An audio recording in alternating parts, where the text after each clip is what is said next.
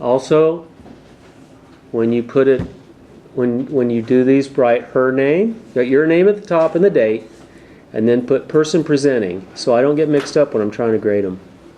I put that on the film too, so you get to hear it again if you listen to her. Okay, we's ready. Okay, my name is Dashia, and I have Wundt. Starting off his early life, he was born August 16, 1832, and he died August 31st, 1920. Wundt was also named father of modern psychology. Let's see. He is a son of a Lutheran minister. He graduated from the University of Heidelberg, or Heiden, whatever.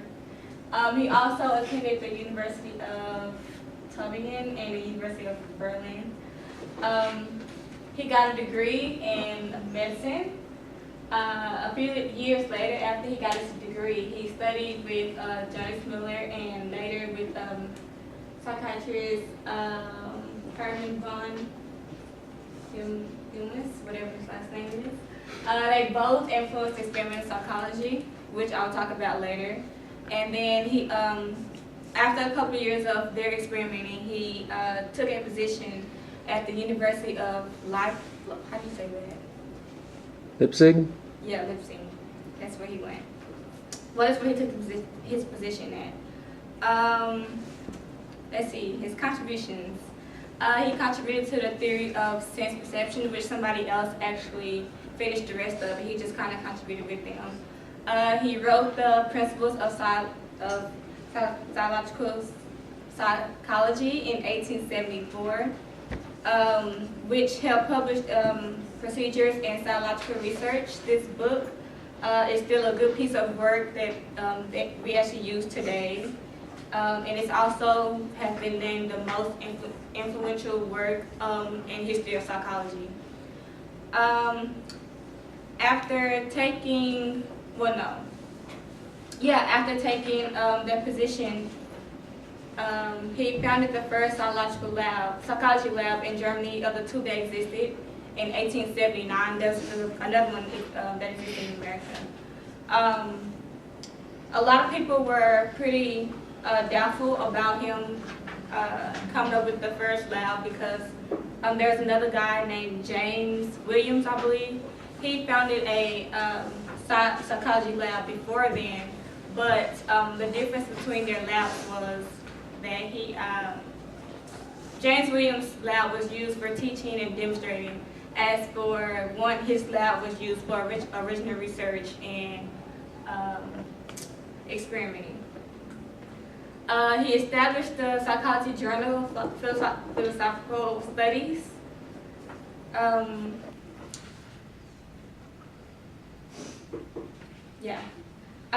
His lab that he had first found, it began of psychology as a field of science to separate philosophy from psychology, and then the lab set the stage in behaviorism, and many of his experiment methods are being used today. Okay, so the lab. This is actually a picture of Wundt sitting down with the rest of his trainees that he taught. I have no idea what that is on the desk, but can you see this? Yeah. Let's see. I just told you about the lab of how everything works. Okay, now we have influences. Wundt had two main theories, and one was the theory of structuralism and the theory of introspection. And I will talk about those two in great detail so you can understand. The school that he ran was actually called structuralism, so that was his theory that he founded, that he came up with, and he came up with the experiments behind it and everything that goes along with it, which some people still use it today, but it's not as effective, and you will understand why it's not later. With the lab, he influenced psychology by establishing a simple field of study with its own methods and its questions. So, yeah. The official beginning of psychology as a field. Yeah, I just said that one. Okay, so the theory of structuralism, which involves describing the structure that composes the mind. Structuralism is a theory that suggests that all experiences can be broken down to two categories, objective and subjective. And I'm just going to explain it to you guys in simplest terms, which I didn't come up with this idea. I got it off of a website that explains the idea really well. And they used an apple, for example. So this is how they use it. So let's say they were doing the objective experiment using an apple. Well, the objective part would be using the color that you see, the smell of the apple, the feel of the apple, and the sound of the apple when you drop it, and of course like the bitter and the taste of it, which we all have a common share in that one.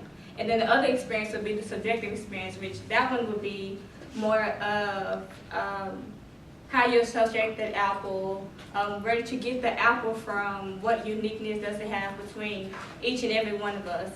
And the funny thing about that is that he started an experiment with this whole apple thing, and he tried to get everyone's ideas of the people that he studied with and his students. And he tried to get the ideas and put them all together, and he separated the objective and subjective. And the experiment went so long that he just gave up on it. And that was just with a simple apple, so just imagine what he could do with anything else.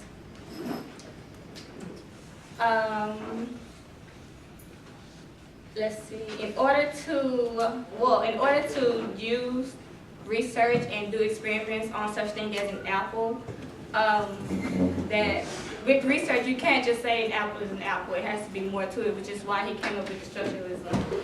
And in order to reduce a normal conscious experience into basic elements, structuralism relies on a method called introspection, which involves the mounting of one's mental process. One uses introspection to help understand the nature of emotions and feelings. It's fun because him and his colleagues actually did an experiment on themselves. So they recorded their own mentally process or whatever, and they experiment themselves. And he also kind of used how psychology classes use psychology students as experiments, or lab rats, whatever you want to call it. The other thing with the introspection is that you can make mistakes. And the reason being, and because one is such a smart guy, he didn't let the mistakes just be mistakes. He called them stimulus error, which is basically he used them later to show how human experiences can go through the human process of just the basic terminology of life. Some people that he influenced and that he taught, he had students who later became prominent psychologists. He had Edward Teacher, James McKean Cattle, Charles Philman, G. Stanley Hall, Charles Jude, and Hugo Mustenberg. They're all actually, some of them are actually in our book. I think a lot of them were in our book, so you can read about it. And this scripture that I chose is funny to me, I don't know why, but it's 2 Timothy 3:16, and it says, all scripture is breathed out by God and profitable for teaching, for reproof, for correction, and for training in righteousness. I chose this one particularly because there was a lot of critics against his structuralism theory, and the reason being is because it says right here that for training in righteousness, and a lot of his work that he did within his structuralism and experiments came from students that he taught. So it was only through the training, and a lot of people didn't agree because there wasn't outside people watching or seeing what they see. It's because they were trained to see what he wanted them to see. It's not because it's there. And so that was most of his critics towards him. And the conclusion is, if you look at the definition of psychology, scientific study of behavior and mental process, you can see that it is split into objective and subjective activities. Things we can and cannot see. It is because of this that one is called the father of modern psychology. So we're excited, that's it. Any questions? Did that make sense to you guys? Okay. Ask them how. How what? How did it make sense? How did it make sense? So who can explain the difference between the objective and subjective of the apple? That's just what I was talking about.